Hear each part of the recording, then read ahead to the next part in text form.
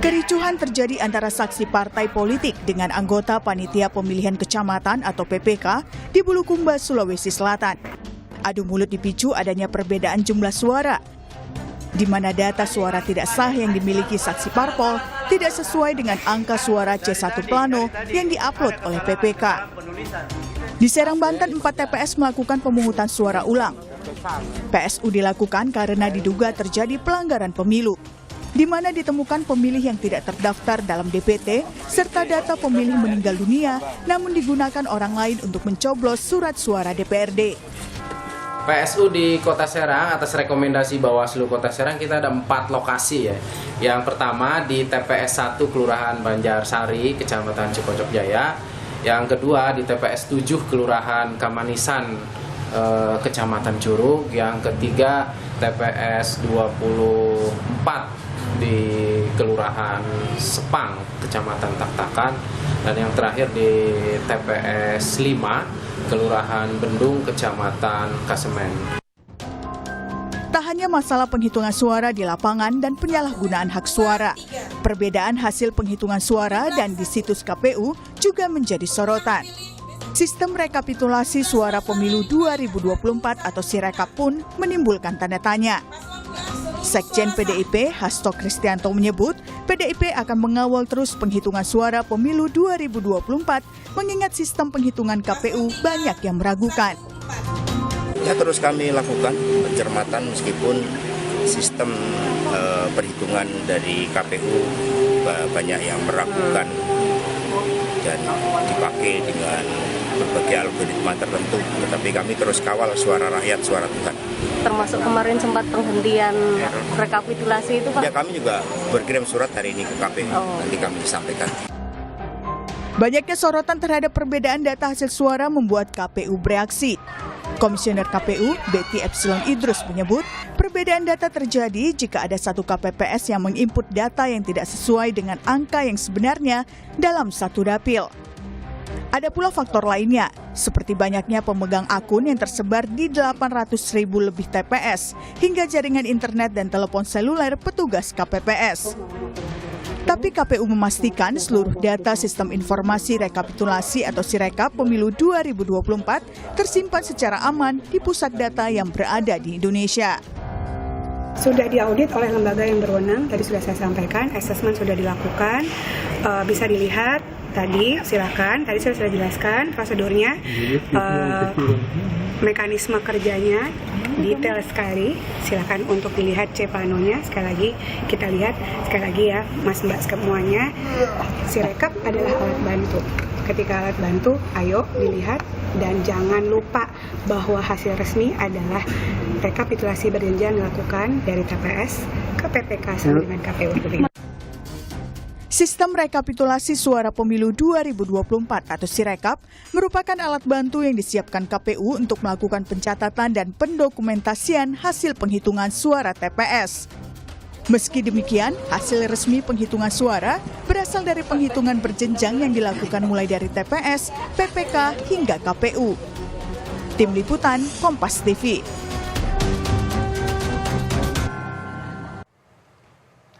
Pemungutan suara pemilu 2024 telah selesai, tapi sejumlah masalah masih mengikuti, mulai dari penyalahgunaan hak suara hingga perbedaan hasil penghitungan suara di lapangan dan juga situs KPU yang diterapkan dalam sistem informasi rekapitulasi suara di KPU.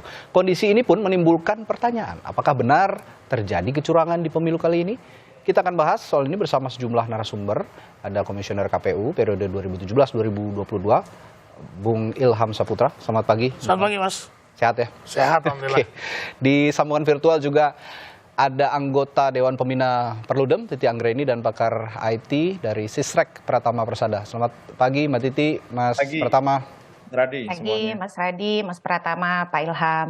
Ya, saya ke Bung Ilham dulu deh. Ini KPU sebut banyaknya pemegang akun ini membuat Sirekap datanya tidak sinkron dengan yang ada di lapangan. Apa alasan ini logis sebagai alasan mereka di saat Sirekap ini jadi perbincangan dan kritik publik, mengundang kritik publik begitu, ketika datanya juga tidak sinkron antara TPS yang sudah dihitung dengan Sirekap yang sekarang. Ya, kalau saya berdasarkan pengalaman ya, penggunaan Sirekap yang dilakukan pada periode kami itu dilaksanakan atau digunakan pada Pilkada 2020 lalu.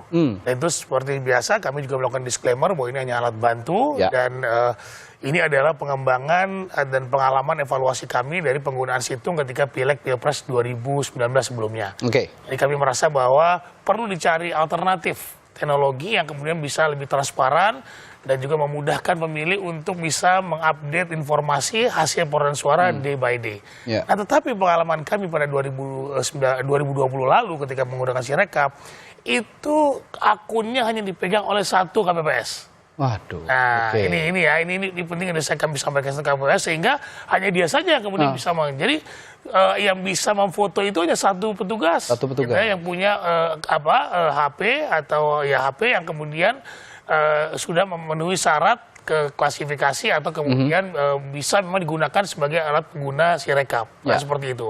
Nah, walaupun Sirekap ini disclaimer adalah hanya untuk sebagai pembanding, sebagai alat transparansi, tetapi kemudian masyarakat pertama tidak disosialisasikan. Buat apa sih penggunaan Sirekap? Ya, sekarang orang ribut dan ramai kemudian bahwa banyak sekali perbedaan data, perbedaan perolehan suara yang ada di Sirekap yang melonjak lah, kemudian tidak make sense, kemudian juga ada suara yang melebihi dari jumlah DPT di TPS, misalnya seperti itu. Nah, pengalaman kami penggunaan Sirekap pada tahun 2020 lalu, kami melakukan uji coba yang lumayan masif, gitu ya, uji coba di daerah-daerah, dan memang penggunaan kami hanya untuk pilkada yang memang skupnya lebih kecil ya. Nah, kemudian setelah itu kami evaluasi dan kami juga menggunakan ITB tetap sebagai provider Sirekap ini. Kami diskusi lagi dengan mereka dan pada tahun 2021 akhir dan 2022 kami juga ketemu dengan rektor kembali untuk mengembangkan apakah mungkin Sirekap ini kita gunakan pada Pilpres dan Pileg 2024. Nah, setelah ada MOU, nah sampai situ kami tidak lagi setelah kami masa jabatan kami berakhir pada April 2022, nah itu kami tidak pernah diajak diskusi lagi soal itu. Ya, transfer knowledge tidak ada, dan sampai saat ini juga kami tidak pernah diundang lagi untuk mendiskusikan apapun terkait dengan penyelenggaraan pemilu. Padahal Bung Ilham juga transfer knowledge yang dibutuhkan itu juga sangat penting sepertinya, karena pernah digunakan dalam pilkada meskipun skupnya kecil, tapi ini harusnya jadi pelajaran bersama. Tapi begini, saya juga punya pengalaman meliput penghitungan suara pada saat saya di lapangan pada saat itu, mulai pemilu 2009. Ketika itu memang ada sistem tabulasi juga yang sudah ditampilkan di situs KPU. Tapi ada data pembanding ketika kita datang ke KPU, itu ditampilkan di seperti ruang media center begitu. Jadi kita bisa mengakses bersama. Saat ini sepertinya tidak ada data pembanding juga yang disodorkan oleh KPU sebagai salah satu bagian dari informasi publik gitu. Apakah ini Sirekap ini juga akurat atau tidak begitu. Nah, kira-kira Anda melihatnya kenapa tidak ada data pembanding lain selain Sirekap saat ini? Iya, sebetulnya justru data pembanding itu dari Sirekap. Dulu namanya ada Situng dan 2014, Situng, 2019 ya. Betul. Nah, kemudian tapi persoalannya sekarang data pembandingnya kan ada persoalan, ada permasalahan ya, karena memang sulit sekali untuk kita membandingkan dengan data yang amburadul seperti kemarin misalnya saja, walaupun ada perbaikan. Dan tetapi saya ingin menyatakan bahwa dari 2004 sampai 2024 sebetulnya kita memang ada data pembanding. Ya 2004, 2009 walaupun memang tidak maksimal hasil scanan dulu belum situng namanya dulu. 2014 baru situng hasil scanan, tapi belum maksimal, hanya sampai mungkin 20-30%. 2004 ada sekian persen, 2009 20 sekian persen kalau saya tidak salah. Kemudian 2014 ada sekian 80 sekian persen. 2019 kita mencapai 90% ya untuk menjadikan data itu. Dan sekarang saya tidak tahu apakah kemudian sudah sejauh mana ini sekarang Sirekap ini bisa memberikan informasi kepada masyarakat. Maksudnya mungkin baik ya, ada satu pintu gitu informasi penghitungan suara. Tapi kalau misalnya memang ada masalah ya seharusnya ada juga informasi pembanding mengenai hal ini, dan ini harus diungkapkan kepada publik. Mbak Titi, ini lagi-lagi Mbak Titi ya, kalau saya lihat tadi juga kita dalam berita pengantar sudah melihat ada protes sana-sini, ada protes dari saksi partai politik, belum lagi saksi capres-cawapres, begitu, di berbagai daerah di seluruh Indonesia. Saya agak khawatir jika ini didiamkan, akan menjadi bola salju dan makin besar dan akhirnya eskalasinya masuk ke tahap nasional. Lagi-lagi, pertanyaan saya sama, apa yang harus dilakukan KPU ketika ini sepertinya terkesan didiamkan begitu, Mbak Titi? Iya, terima kasih Mas Radi. Jadi problem Sirekap ini saya kira ada 3 hal. Nanti yang detailnya bisa dengan Mas Pratama. Ya. Pertama adalah problem teknologi ya. Nah itu memang disampaikan bahwa ada ketidakakuratan di dalam mengkonversi foto menjadi angka. Nah yang kedua itu ada problem sosialisasi, itu tadi sudah disampaikan juga oleh Pak Ilham. Meskipun ada disclaimer itu di bagian bawah. Dan banyak caleg kita itu yang terlalu terpana dan terpesona dengan angka yang tiba-tiba naik luar biasa. Ya. Ada yang sampai puluhan ribu dan seterusnya. Dan ini berkaitan dengan pemahaman cara kerja Sirekap. Jadi mereka ketika mengakses Sirekap langsung mendapati angka-angka yang bombastis tanpa memahami bahwa mereka juga harus melihat pindai C hasil ya seperti di layar ya. Yang merupakan cerminan bisa dikatakan begitu walaupun juga tetap harus diperiksa hasil otentik TPS. Nah dia hanya fokus pada yang ini nih. Dia tidak lagi mengecek gambar C hasil yang merupakan hasil otentik. Kan sebenarnya hasil kerja KPPS itu yang otentik itu adalah yang difoto tadi, image C hasil. Tapi karena cara kerja itu tidak dipahami oleh caleg dan bahkan oleh publik dan itu wajar. Karena mereka tahunya Sirekap itu produk resmi dari KPU ketika mereka membuka. Nah data-data yang seperti di layar ini kan mencerminkan perolehan suara caleg. Seolah-olah itulah yang final, padahal kan tidak demikian.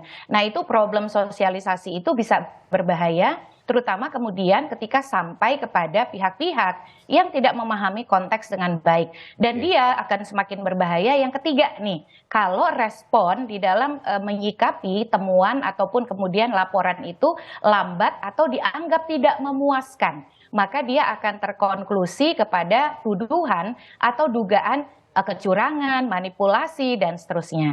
Jadi ini juga yang menjadi catatan berikutnya Mas Radi. Nah saya kira yang harus dilakukan oleh KPU mau tidak mau adalah bagaimana memperbaiki satu teknologinya sendiri ya supaya lebih akurat dan lebih meyakinkan dan tidak ada lagi distorsi-distorsi. Apakah itu bisa atau tidak? Mari kita tanya Mas Pratama. Yang kedua adalah mengintensifkan sosialisasi cara kerja Sirekap ini setelah memperbaiki kinerja Sirekap, perbaiki sosialisasi, perbanyak informasi publik, public outreach. Kan di KPU punya divisi hubungan lembaga dan masyarakat, kan? Partisipasi masyarakat, manfaatkan dong begitu. Nah yang ketiga itu menurut saya adalah soal respon. Jadi bagaimana KPU ini rutin mampu menjelaskan setiap perkembangan kepada masyarakat, bukan berbentuk defensif, seolah-olah membela diri tidak mau mendengar, tapi justru ada laporan, ada keberatan, ada temuan langsung dijawab begitu ya. Tidak kemudian menunggu lama. Yang berbahaya dari informasi yang terbiarkan itu adalah dugaan atau spekulasi soal kecurangan atau soal pelanggaran. Nah itu yang tidak boleh. Sebenarnya apa yang disampaikan oleh Sirekap ini bagi saya masyarakat sipil itu sangat diperlukan. Karena tidak mungkin saya bisa membaca hasil dari semua TPS, minimal saya bisa melihat konfigurasi di daerah saya, di kelurahan saya, kecamatan saya. Karena kan tidak mungkin saya setiap hari bisa ke kecamatan memeriksa proses walaupun sudah ada pengawas dan lain sebagainya. Jadi ini bentuk transparansi yang baik. Tapi dia bisa menjadi tidak akuntabel kalau sosialisasinya buruk, respon atas tanggapan masyarakatnya juga lambat gitu. Jadi makanya saya suka bilang Sirekap ini upaya transparansi tapi belum akuntabel begitu. Nah itu yang harus diperbaiki oleh KPU. Baik, saya sepakat dengan Mbak Titi bahwa saya juga tiap hari mengakses Sirekap ini untuk memantau pergerakan suara para calon anggota legislatif, lalu capres-cawapres begitu ya, karena perkembangannya juga menarik untuk diamati, terutama kami media juga ingin tahu begitu ya, apakah parpol A atau parpol B dan C ini lolos ke parlemen, termasuk caleg-caleg yang mendapatkan kursi siapa saja. Tapi ya itu tadi, saya menyambung pertanyaan Mbak Titi ke Mas Pratama. Mas Pratama, jika yang dikatakan Mbak Titi, pertanyaan Mbak Titi tadi, distorsi-distorsi yang harus dieliminasi, yang harus diantisipasi oleh KPU dalam sistem informasi rekapitulasi ini sebenarnya apa saja? Ya, jadi sebenarnya saya setuju dengan Mbak Titi bahwa fitrahnya itu si rekap ini bagus gitu untuk transparansi supaya masyarakat tahu. Cuma KPU tidak berpikir sebelumnya, tidak merencanakan bahwa TPS-nya itu ada 823.000 lebih. Handphonenya menggunakan handphone petugas KPPS yang beda-beda, kameranya kadang-kadang buram, handphonenya banyak malware dan lain-lain begitu. Sehingga ada kemungkinan kesalahan baca karena teknologi OCR dan OMR ini bukan teknologi yang bagus banget juga begitu, sudah lama teknologi ini gitu. Ada kesalahan baca. Nah, kesalahan fatal dari aplikasi Sirekap ini adalah tidak adanya error checking atau error handling ketika suara dalam satu TPS itu melebihi dari 300. Ini kan lucu. Ini apa namanya pembuatan formulasi yang sangat sederhana, aturannya satu TPS 300 harusnya nggak boleh dong. Kalau sampai lebih dari 300, artinya apa? Artinya akan error. Nggak bisa tuh di input, nggak bisa tuh di submit gitu. Nggak bisa tuh apa namanya dikirimkan. Nah, harusnya ada itu. Itu tidak dilakukan yang pertama. Sehingga apa? Sehingga petugas KPPS ketika mereka memfoto, kemudian dia tidak bisa mengedit, apalagi di pilpres, pemilu pilpres mereka nggak bisa mengedit. Ini juga kan nanti akan saya apa namanya sampaikan. Tidak bisa mengedit, dia terpaksa harus mengirim. Sehingga apa? Berantakan hasilnya. Ada yang nambah 800, ada nambah 900, ada sampai 3,5 juta. Saya punya beberapa datanya. Saya mengumpulkan ada sekitar 103 data gitu dari 103 TPS yang suaranya memang berantakan berubahnya. Kemudian yang kedua, kalau Sirekap ini hanya digunakan sebagai alat bantu, ya, ini selalu disampaikan oleh KPU, kemudian disampaikan oleh Bawaslu. Ya udah dong, kalau memang sebagai alat bantu nggak usah berpikir terlalu kenceng dong. Ya udah buktikan aja gitu. Atau ya sudah nggak usah kasih gitu, ya kan? Kasih aja lembar C hasilnya, nggak usah rekap-rekapannya tulisannya yang bikin error. Tapi kan ternyata enggak. Nah, saya baru tahu tuh Mbak Titi, ternyata di keputusan KPU nomor 66 tahun 2024 tentang pedoman teknis pelaksanaan pemungutan penghitungan suara dan pemilihan umum, itu di halaman 12 nomor 44 disebutkan bahwa Sirekap itu adalah perangkat aplikasi berbasis teknologi informasi sebagai sarana publikasi hasil perhitungan suara dan proses rekapitulasi hasil perhitungan suara. Hanya alat bantu. Kemudian berikutnya baru sebagai alat bantu dalam pelaksanaan rekapitulasi hasil penghitungan suara pemilu. Makanya kemarin ada penghitungan suara di tingkat kecamatan dihentikan. Hari Minggu. Kebetulan apa namanya adik saya camat tuh di Neglasari gitu. Dia ngomong sama saya, Mas ini dihentikan kenapa? Nggak ada alasannya gitu. Loh, harusnya nggak ada hubungannya antara Sirekap ini dengan perhitungan manual dong. Kan Sirekap hanya untuk alat bantu. Tapi ternyata gara-gara mau sinkronisasi apa data yang ada di Sirekap, perhitungan berjenjang itu juga dihentikan. Ada apa ini? Kan itu agak nggak logis. Kemudian yang kedua, saya sebutkan untuk pilpres, kok lucu gitu? Petugas KPPS nggak bisa mengedit suara yang didapatkan dari pemilu pilpres. Padahal cara paling efektif untuk mengurangi kesalahan ini adalah dari level TPS. Cuma 300 suaranya. Kemudian saksinya ada banyak, ada panwas, ada masyarakat. Sehingga kalau misalnya terjadi kesalahan, disitulah apa namanya bisa diedit dengan disaksikan semua orang. Tapi ternyata khusus untuk pemilu pilpres nggak bisa diedit loh. Nah, ini menurut saya perlu dijawab nih apa namanya oleh KPU. Kenapa kok untuk pemilu pilpres tidak bisa diedit? Karena dari hasil temuan saya memang begitu, dari 103 itu memang tidak semuanya satu paslon yang suaranya menggelembung menjadi besar, tapi sebagian besar 85% lah ya paslon nomor itu gitu yang suaranya menggelembung gitu. Nah, ini menurut saya hal yang harus diperhatikan oleh KPU. Apa sih susahnya bikin aplikasi seperti ini gitu? Anak-anak yang baru lulus SMP aja kalau dia ngerti programmer, dia bisa membatasi itu bahwa kalau misalkan value-nya nggak boleh 300, nggak bisa di-input. Kemudian berikut, ini kita belum ngomongin masalah perubahan suara ya. Kalau misalkan KPU meletakkan servernya, ternyata ada di server Alibaba Clouds begitu, yang kita sebenarnya nggak punya kontrol terhadap fisiknya, walaupun kemarin Bu Betty bilang bahwa ada di Indonesia, tapi di Indonesia di sebelah mana? Punya nggak akses terhadap fisiknya gitu? Karena orang yang punya akses terhadap fisik server itu dia bisa melakukan apa saja gitu, mau merubah suara, merusak suara, merekayasa suara dan lain-lain begitu. Nah, pasan keamanan menurut saya kurang tepat. Kenapa? Karena di regulasi kita punya peraturan pemerintah PP nomor 71 tahun 2019 tentang penyelenggara sistem transaksi elektronik. Baik. Penyelenggara sistem elektronik lingkup publik itu harus meletakkan servernya di Indonesia. Gitu. Nah, kemarin ketika terjadi kesalahan, ini yang lebih fatal lagi nih, Mas Radi, menurut saya. Ketika Sirekap bermasalah, apa yang dilakukan oleh KPU? Ternyata mereka memberikan instruksi kepada petugas KPPS untuk mengirimkan data dari TPS itu menggunakan Google Drive. Oke, Google Drive ya.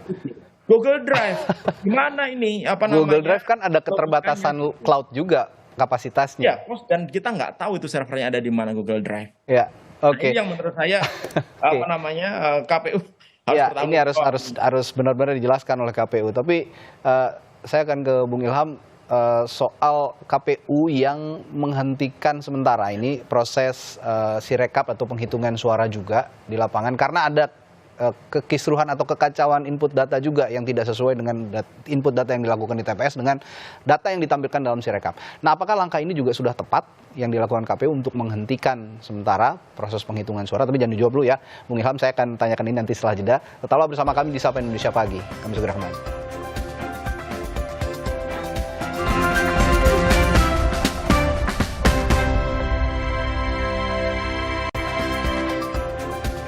Ya, masih membahas kekacauan atau kekisruhan sepertinya yang tampak di publik dari sistem informasi rekapitulasi suara penghitungan suara di KPU dari pemilu 2024. Tadi saya tanyakan ke Bung Ilham sebelum jeda soal penghentian sementara rekapitulasi suara dan juga penghitungan yang ditampilkan dalam Sirekap ini. Apakah sudah tepat kebijakan yang dilakukan? Sama sekali tidak tepat ya, justru itu berbahaya kemudian bahwa orang melihat ini orang mau sinkronkan ke Sirekap atau sebaliknya. Nah, ini gitu. Jadi agak bingung, termasuk kita publik juga bingung gitu. Betul. Saya seharusnya tidak dihentikan. Jangan pernah menghentikan proses rekapitulasi yang memang sebetulnya tidak ada masalah untuk dilanjutkan.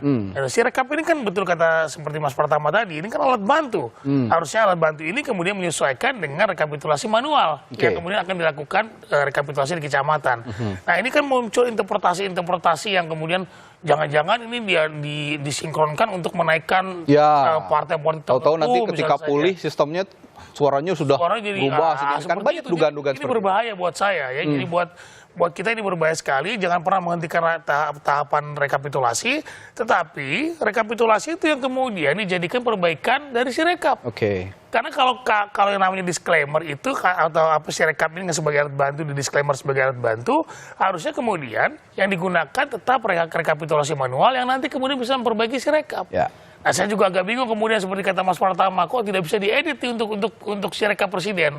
Nah, ini kan juga muncul interpretasi lagi, kok tidak bisa diedit. Sementara pileknya bisa diedit misalnya seperti itu.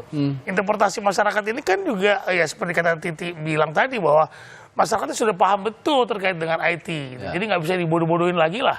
Nah, komunikasi KPU-nya juga menurut saya lemah karena tidak secara transparan menjelaskan tentang apa yang terjadi saat ini. Nah, apa sih fungsinya menghentikan Sirekap kecamatan, rekapitulasi kecamatan? Nah, sekali lagi ini akan munculkan sakwasangka dari insan pemilu. Gitu. Nah, sakwasangka ini yang saya tadi agak khawatir, berkali-kali juga kita ingatkan juga kepada KPU jangan sampai menjadi bola salju gitu ya. Makin membesar, protes-protes ini tereskalasi ke tingkat nasional. Itu yang tidak kita inginkan bersama. Nah, Mbak Titi, kalau dalam konteks penyalahgunaan hak suara ini juga banyak terjadi begitu di lapangan. Ketika kita mengecek C1 Plano yang sudah dihitung oleh di TPS dengan yang sudah diupload di di Sirekap ini juga berbeda. Ini diduga ada perbedaan penghitungan suara di lapangan dan situs KPU menimbulkan banyak asumsi. Nah, jika terjadi kecurangan di pemilu kali ini, apa yang harus dibenahi dan respons Anda soal ini bagaimana, Mbak Titi? Ya, pertama Mas Radi, menurut saya KPU tetap harus upload C hasil itu secara penuh atau 100%. Karena bagaimanapun sebenarnya C hasil itu bisa mencegah terjadi kecurangan atau manipulasi. Kita harus akui lah, walaupun partai mendapat salinan C hasil di TPS. Di TPS saya itu saksi yang hadir itu hanya 7. Sementara peserta pemilu kita ada 18. Jadi dari sana saja adalah ekspresi bahwa tidak semua partai mendapatkan akses pada salinan hasil. Makanya kemudian kalau partainya betul-betul solid bekerja, mengkonsolidasi C hasil dari setiap TPS, udah beres tuh sama partai. Tapi kan tidak begitu, dan tidak semua caleg kita itu bisa mendapatkan akses pada C hasil, terutama teman-teman caleg perempuan. Makanya adanya Sirekap ini, kalau dia bekerja baik, dia bekerja benar, bisa mengunggah C hasil dengan konversi data yang akurat, itu luar biasa. Bantuan terhadap caleg perempuan, caleg-caleg yang tidak punya uang, dan juga upaya pengawalan suara oleh publik itu akan sangat terbantu. Jadi yang diperlukan adalah, bagi saya sih bukan menutup Sirekap ya, tetapi hasil itu diunggah 100%, lalu karena kan ada kawalpemilu.org, ada Jaga Suara 2024, aplikasi berbasis Android, yang bisa kemudian membantu konversi data itu berdasarkan data otentik TPS gambar C hasil tadi. Jadi kalau saya menunggu KPU menuntaskan pengunggahan 100% gambar atau image C hasil. Nah yang kedua, KPU itu tadi ya, masyarakat ayo kita cermati. Kita mencermati ini bagian dari partisipasi dan kepedulian kita. Tapi KPU juga jangan anggap ini sebagai gangguan terhadap KPU. Tapi justru ini bagian dari keberhasilan mengajak partisipasi dari masyarakat. Namun tidak boleh berhenti hanya membuka. Karena partisipasi itu menuntut akuntabilitas, akurasi, dan validitas data. Karenanya responnya harus cepat tadi. Sekali lagi responnya harus cepat, komunikasi publiknya harus baik. Jangan kemudian misal bertumpu hanya orang per orang dan itu pun sulit dijangkau. Dalam situasi hari ini namanya situasi krisis. Jadi dalam pemilu ada manajemen krisis. KPU sebagai organisasi besar pasti punya skenario manajemen krisis. Dalam situasi krisis kalau publik merasa ditinggalkan, tidak mendapatkan informasi yang jelas, tidak mendapatkan informasi yang cepat, yang terjadi adalah spekulasi, kontroversi, dan sangat mungkin teori konspirasi. Nah yang terakhir bagi saya sih Bawaslu ya. Bawaslu kan sebenarnya juga punya penyeimbang data. Karena Bawaslu juga mendapatkan salinan hasil. Nah ini juga diperlukan mengawal proses ini. Saya setuju dengan Pak Ilham. Di kecamatan, memang rekapitulasi itu, Mas Radi, di PKPU nomor 5 tahun 2024 disebutkan bahwa bahan yang ditampilkan oleh KPPS untuk rekapitulasi diambil dari Sirekap. Itu di pasal 112 PKPU 5 2024. Jadi dia itu bukan sekedar alat bantu transparansi, tapi instrumen bahan PPK untuk menampilkan proses rekapitulasi. Kalau ada ketidaksesuaian, maka dilakukan koreksi menggunakan salinan C hasil atau C hasil yang berasal dari setiap TPS. Tapi masalahnya kan tadi sosialisasi, edukasi. Bayangkan saksi kan tadi marah-marah tuh. Karena antara yang di Sirekap dengan hasil itu tidak sama. Jadi kalau edukasinya tidak baik, tensi kemarahan itu lebih dulu daripada prosedur. Harusnya dia bisa dikoreksi. Kan ketentuan di PKPU itu kalau tidak ada kesinkronan antara Sirekap dan C hasil, maka yang dipakai adalah C hasil dan diinput manual. Tetapi di dalam kepala saksi yang kemudian tidak semuanya paham, kan kemarahan yang lebih dulu. Makanya tadi problem sosialisasi itu dampaknya bisa kemana-mana akhirnya begitu. Ya ini ngomong-ngomong Bawaslu juga Mbak Titi, saya mau disclaimer dulu bahwa hari ini kami juga sudah berupaya untuk mengundang komisioner Bawaslu semuanya juga gitu, Bung Ilham, Mbak Titi dan Mas Pratama untuk berbincang bersama, tapi belum ada yang bersedia untuk hadir karena masih ada kegiatan lain, termasuk juga komisioner KPU. Ya, mungkin mereka lagi sibuk-sibuknya lah ya sekarang untuk menyinkronkan data. Nah, tapi pertanyaan saya selanjutnya ke Mas Pratama. Nih, kalau ngomongin Bawaslu sebagai lembaga pengawas juga dalam konteks Sirekap ini, apakah menurut Anda sosialisasi Sirekap, di mana ini adalah sistem informasi yang menggunakan teknologi informasi begitu, sudah teredukasi dengan baik kepada Bawaslu di setiap tingkatan, bahkan sampai yang ke bawah begitu? Ya kan Bawaslu sebagai dan pengawas pemilu ya gitu, harusnya sebagai jurinya dia kan ngerti bahwa Sirekap ini bermasalah. Ini kan kegaduhan disebabkan oleh Sirekap. Harusnya kan Bawaslu bukan bersama-sama KPU gitu, malah mensosialisasikan bahwa ya ini kan alat bantu, nggak usah khawatir. Harusnya Bawaslu masuk dengan KPU. Kenapa sistemnya seperti ini? Kenapa bikin aplikasi kok sejelek ini? Kenapa kok tidak ada pengamanan dari TPS sampai ke pusat? Kenapa kok nggak ada digital signature-nya? Kenapa kok menggunakan cloud dari luar? Kenapa kok menggunakan Google Drive gitu? Kenapa kok tidak ada fungsi editing di level TPS untuk pilihan presiden begitu? Terus kenapa kok Sirekap web gitu yang digunakan oleh petugas kecamatan dia yang bisa melakukan editing dan lain-lain. Menurut saya Bawaslu yang harus melakukan itu, bukan kita. Kita ini hanya alat bantu aja sebenarnya Mbak Titi. Harusnya Bawaslu yang melakukan itu gitu. Nah ini tidak terjadi sehingga akhirnya apa? Menganggap remeh semuanya. Ini kan cuma alat bantu saja. Gini Mas Radit, bayangkan ya.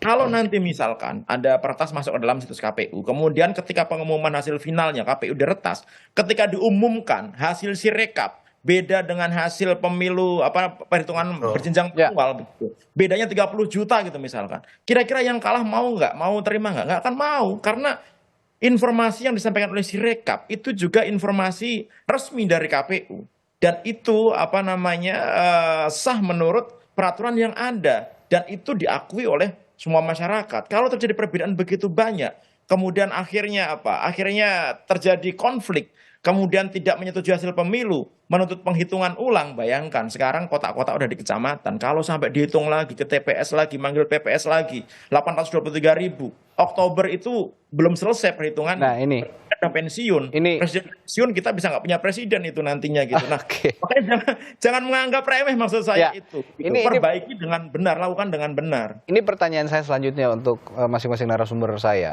ke Bung Ilham. Ini kan setelah ada kekerusuhan ini begitu ya, penghitungan suara di lapangan baik di tingkat TPS maupun yang ditampilkan di Sirekap. Banyak sekali daerah-daerah juga yang memutuskan akhirnya melalui KPU begitu untuk melakukan penghitungan suara ulang, PSU. Berbagai daerah di Indonesia sudah banyak sekali. Nah, apakah ini juga jadi solusi atas kisruh Sirekap yang saat ini terjadi?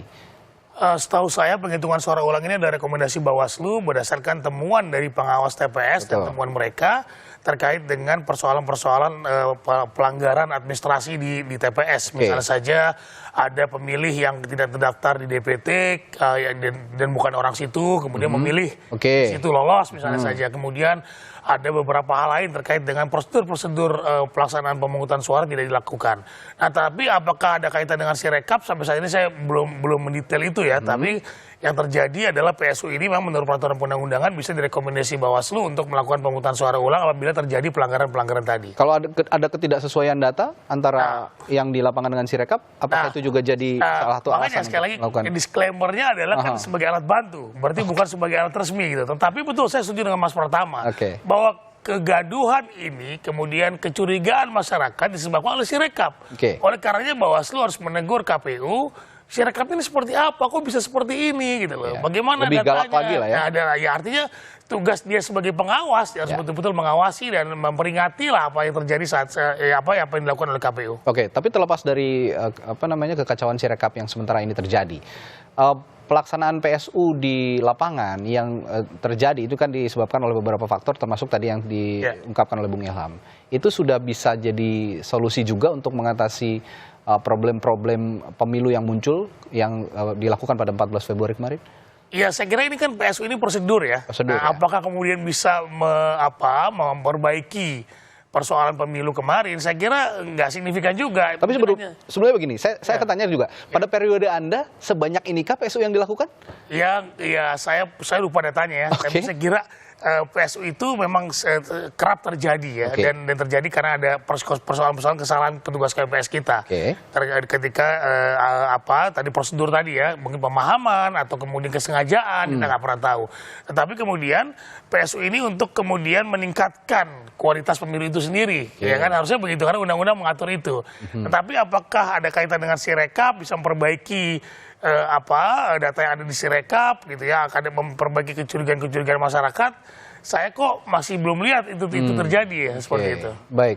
Ya, pertanyaan yang sama Mbak Titi, soal PSU yang sekarang sepertinya banyak sekali terjadi di berbagai daerah karena ada masalah-masalah dalam penyelenggaraan pemilu tanggal 14 kemarin. Mungkin salah satunya juga karena ada ketidaksesuaian data meskipun ini belum ditelaah lebih jauh begitu. Ini jadi solusi untuk melegitimasi pemilu 2024 ini? PSU itu setahu saya bukan karena persoalan Sirekap, tetapi karena ada persoalan lagi-lagi pemicu utama itu sosialisasi. Jadi banyak pemilih dan penyelenggara pemilu kita di lapangan itu yang misleading. Contoh tadi soal bisa memilih menggunakan KTP elektronik dimanapun berada. Nah itu ternyata yang termakan hoax itu bukan hanya pemilih, tapi juga petugas. Jadilah itu di dalam undang-undang pemilu kita mengakibatkan pemungutan suara ulang. Lalu ada karena problem, misalnya sudah meninggal tetap menggunakan hak pilih. Mas Radi percaya atau enggak ya? Masih ada pemilih yang teredukasi yang menganggap bisa memilih menggunakan perwakilan. Mewakilkan kepada anaknya. Dia tidak punya intensi curang, dia itu hanya tidak tahu, tidak teredukasi. Tapi karena ketidaktahuan dia, akibatnya menurut Undang-Undang Pemilu harus pemungutan suara ulang. Nah peristiwa serupa tapi tidak sama seperti ini tuh ada banyak. Belum lagi misalnya ada 6.000 TPS yang surat suaranya tertukar. Yang kemudian kebijakan KPU kalau ketahuannya di tengah, maka itu dianggap suara partai. Caleg bisa marah dong, karena kan caleg bisa dirugikan karena mereka bisa kehilangan peluang terpilih. Terlepas dari apapun, menurut saya Sirekap ini terkait dengan pengunggahan hasil C-hasil berupa image foto, itu tetap harus dilanjutkan dan dituntaskan.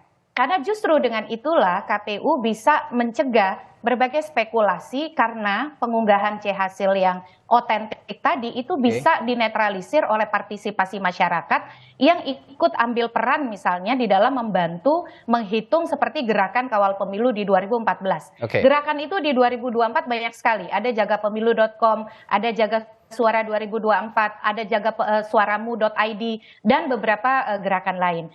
Jangan kemudian dihentikan pengunggahan C-hasil. Yang berikut ada menurut saya peran Bawaslu nih Mas Radi. Sebenarnya Bawaslu itu, kan setiap Bawaslu punya hasil dari setiap TPS.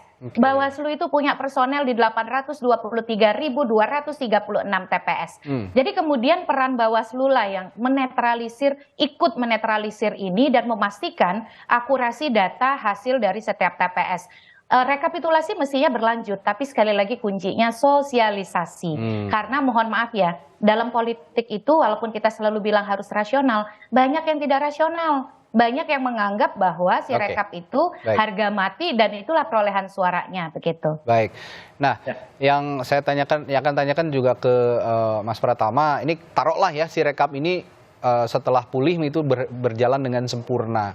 Dan ini sepertinya kan kalau melihat penghitungan dengan sistem teknologi informasi seperti ini, kontrol penuh ada di KPU begitu, sehingga kecurangan-kecurangan bisa dieliminasi. Tapi apakah itu juga bisa kita percaya sepenuhnya memang jika memang sudah pulih begitu Sirekap ini bisa dipercaya sepenuhnya bahwa ini sebagai hasil yang benar-benar sah dan tanpa kecurangan begitu? Ini yang menjadi polemik saat ini gitu. Gara-gara aplikasinya bermasalah, kemudian hasilnya banyak yang bermasalah, akhirnya masyarakat berpikir bahwa jangan-jangan bermasalah dan masyarakat nggak ada option lain. Nggak ada masalahnya lain untuk mengetahui hasil pemilu yang sebenarnya. Contohnya misalkan Mbak Titi tahu perolehan suara di TPS-nya.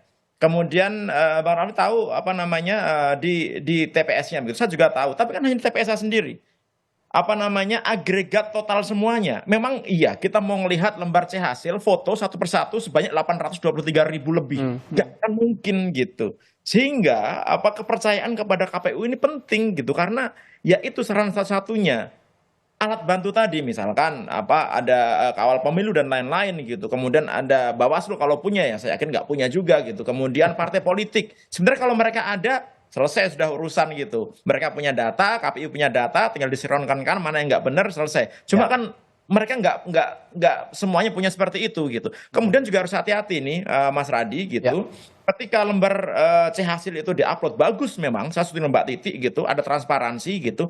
Tetapi ketika nanti tanggal 20 Maret diumumkan, kemudian peserta pemilu itu hanya memiliki waktu 3 hari untuk melakukan komplain. Bayangkan kalau misalkan dia memiliki wilayah 16.000 TPS seperti teman saya gitu. Nggak akan mungkin dalam waktu 13 hari ngumpulin lembar C1-nya, kemudian ngitung lagi awal, nggak mungkin. Jadi harus mulai sekarang nih. Dan benar tadi saya setuju dengan Mbak Titi, harus diupload semua sebelum tanggal 20 Maret. Ini kan sebenarnya simpel. Loh, Sirekap ini kan diharapkan 2 hari setelah pencoblosan 100%. Gitu. Orang base sistem kok dari TPS langsung dikirim secara real, nggak lewat mana-mana, langsung ke pusat begitu. Ya kan? Kan harus 100%. Kan sampai sekarang belum. Gitu. Nah, ini ini menurut saya juga perlu dijelaskan oleh KPU, kok bisa selambat ini, kenapa gitu, ada masalah apa gitu. Ya, kalau saya bisa simpulkan begitu ya, perbincangan kita hari ini mengarah semua pertanyaannya ke KPU gitu ya.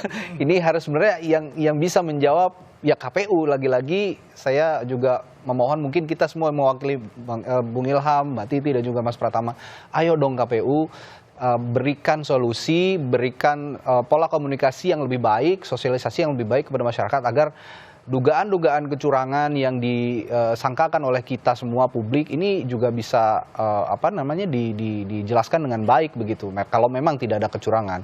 Nah, ini yang sama-sama harus kita kawal sampai penghitungan suara selesai. Juga Bawaslu sebagai badan pengawas yang diharapkan ya bisa lebih, dalam tanda kutip, lebih galak lah ya untuk mengawasi proses penghitungan suara, terutama dalam sistem informasi penghitungan suara atau Sirekap, yang sistem informasi rekapitulasi suara yang sedang bermasalah saat ini. Kita nantikan sama-sama ya, Bung Ilham, Mbak Titi dan Mas Pratama, mudah-mudahan KPU terbuka hatinya untuk segera naik turun suara itu bukan hoax ya, itu kejadian benar ya. Gitu. Ini benar-benar harus dijawab oleh KPU sepertinya, dan komunikasinya harus lebih intens lagi kepada publik supaya publik tidak ada prasangka-prasangka buruk terkait pemilu 2024. Terima kasih sekali lagi Komisioner KPU 2017-2022 Ilham Saputra sudah berbagi perspektif pagi hari ini, juga Mas Pratama. Terima kasih Mas Pratama, Mbak Titi. Dan juga Mbak Titi telah berbagi informasinya di Sapa Indonesia Pagi. Sehat selalu Mas Pratama, Mbak Titi, Bung Ilham.